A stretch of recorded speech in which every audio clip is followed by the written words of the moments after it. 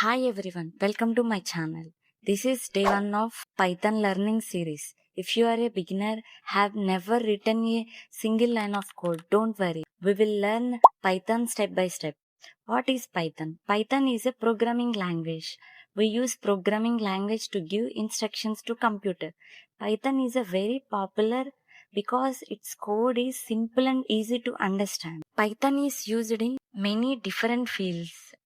Web development to build websites and web applications, data science to analyze large amount of data, artificial intelligence and machine learning to create smart applications, automation to save time by doing repetitive tasks automatically, game development, cybersecurity. Many top companies use Python including Google, Netflix, Insta, Spotify. Why learn Python? Here are the reasons. Easy to learn and understand.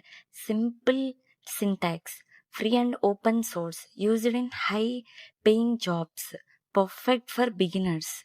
If you are a student preparing for placement or someone starting coding, Python is a great first language. That's it for day 1. Today we learn what is Python, where Python is used, why Python is so popular. In the next video, we'll learn how to install Python and set up VS Code so we can start writing our first program.